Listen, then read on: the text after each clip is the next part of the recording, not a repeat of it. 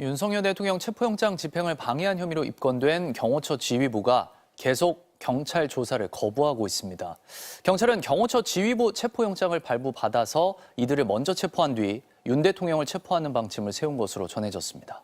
이재호 기자입니다. 체포영장 1차 집행 당시 현장에서 박종준 경호처장은 집행 방해를 진두지휘했습니다. 경찰은 2차 집행에 앞서 박종준 차장과 김성훈 차장 등 지휘부 4명을 먼저 체포하는 방안을 검토 중입니다.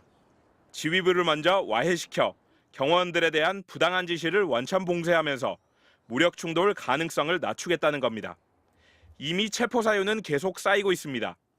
법 집행을 조직적으로 방해하라고 지시한 데다 박종준 차장은 내란 가담 혐의도 받고 있습니다. 또 박 차장은 이미 2차례 소환 조사를 거부했고 김성훈 차장, 이진아 경비본부장도 소환을 거부했습니다. 박종준 차장의 3차 소환일은 오는 10일 금요일입니다. 박 차장이 소환에 응하지 않을 경우 경찰은 체포영장을 발부받아 관저로 향하겠다는 겁니다. 경호처는 대통령과 가족만 경호 대상으로 규정하고 있어 경호원들이 경호처 지휘부 체포를 막을 근거는 없습니다. 경찰은 인간벽을 세운 일반 경호원들도 특수공무집행 방해 혐의를 적용할 수 있는 차증 영상을 확보했고 다시 막으면 현장에서 체포할 수 있다는 입장입니다. 윤석열 대통령의 체포영장 집행도 곧바로 뒤따를 전망입니다. 가능성은 낮지만 박종준 차장이 경찰 조사에 응해도 경찰은 긴급 체포하는 방안을 검토 중입니다. 수장이 없는 경호처를 상대로 주말 사이 체포 작전을 펼 수 있게 됩니다. 결국 윤 대통령에 대한 체포영장 재집행은 이번 주말이 유력해 보입니다. 경호처를 압도할 수 있도록 투입 인력을 늘리기로 하고 방호복과 방패 등 진압 장비도 준비하고 있습니다. 경찰은 체포 대상인 윤 대통령의 현재 위치를 계속 파악하면서 윤 대통령이 혹시 관저를 옮겨 도주하거나 숨을 가능성에도 대비하고 있는 것으로 전해졌습니다. MBC 뉴스 이재욱입니다.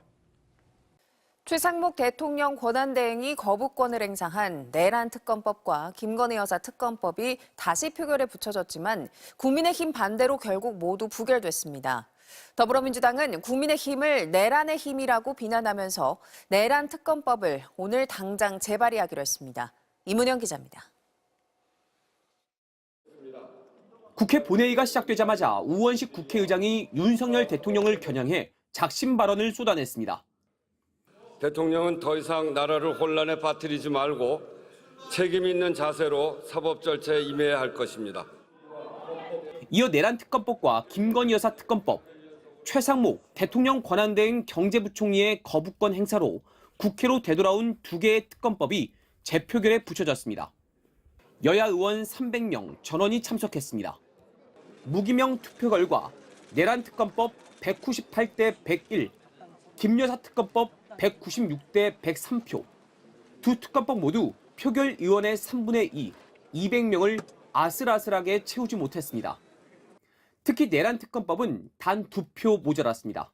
수사 대상에 국민의힘과 보수파 전체를 무한대로 올려서 초토화시키겠다는 것입니다. 더불어민주당 등 야권은 여당을 향해 내란의 힘이라고 거세게 반발했습니다. 국민의힘 내에 양심과 소신을 가진 의원이 불과 8명도 없다는 사실이 확인되었습니다. 두 특검법은 모두 자동 폐기됐는데 특히 김여사 특검법 폐기는 이번이 4번째입니다. 민주당은 제3자가 특검을 추천하는 방식으로 법안을 수정해 내란 특검법을 당장 재발의하기로 했습니다. MBC 뉴스 이문현입니다. 호남과 충청 일대에 대설특보가 내려진 가운데 눈길에 차량이 미끄러지거나 간판이 떨어지는 사고가 잇따랐습니다. 밤사이 사건 사고 송재원 기자입니다. 굵은 눈발이 쉴 새 없이 날리고 비상등을 켠 SUV 한 대가 가드레일에 올라타 아슬아슬하게 걸쳐 있습니다. 어젯밤 9시 반쯤 충북 청주시 경부고속도로 서울 방향 남청주 나들목 인근을 달리던 SUV가 가드레일을 들이받았습니다. 이 사고로 다친 사람은 없었습니다. 경찰은 커브를 돌던 차량이 눈길에 미끄러지며 사고가 난 것으로 보고 정확한 사고 원인을 조사하고 있습니다. 대설주의보가 내려진 전북 지역에도 눈길 사고가 잇따랐습니다. 어제 저녁 7시 반쯤 전북 부안군 동진면에서 눈길에 미끄러진 승용차가 도로가 조경석을 들이받아 60대 운전자가 병원에서 치료를 받았습니다. 이보다 앞선 시각 김제시 만경읍에서는 눈길을 달리던 1톤 트럭과 승용차가 부딪혀 운전자 2명이 부상을 입었습니다. 트럭이 굴러서 전도됐어요. 미끄러니까 그냥 소리가 잘 안 들으니까.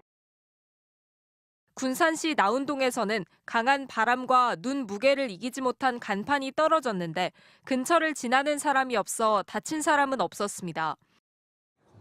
어젯밤 10시 반쯤에는 경기 화성시 남양읍의 한 비닐하우스에서 불이 나 4명이 대피했습니다.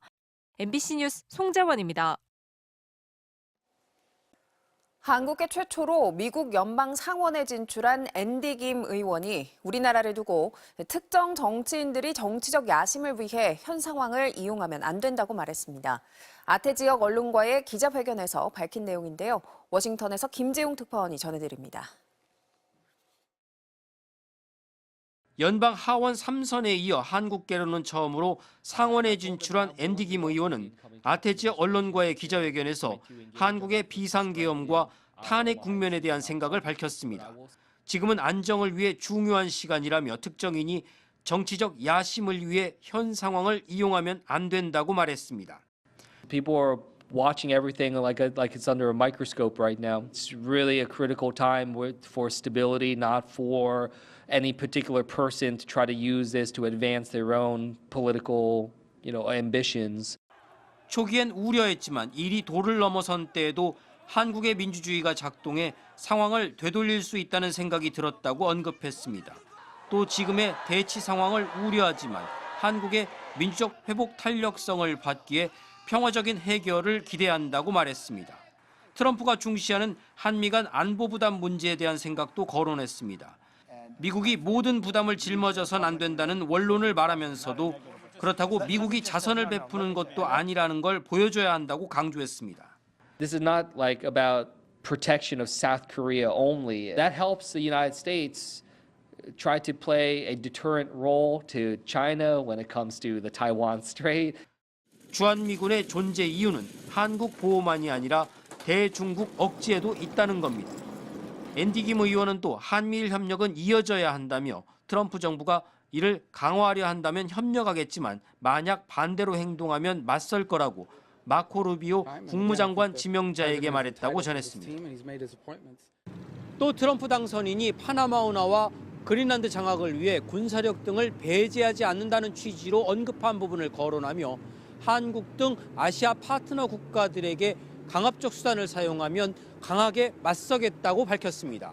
워싱턴에서 MBC 뉴스 김재용입니다.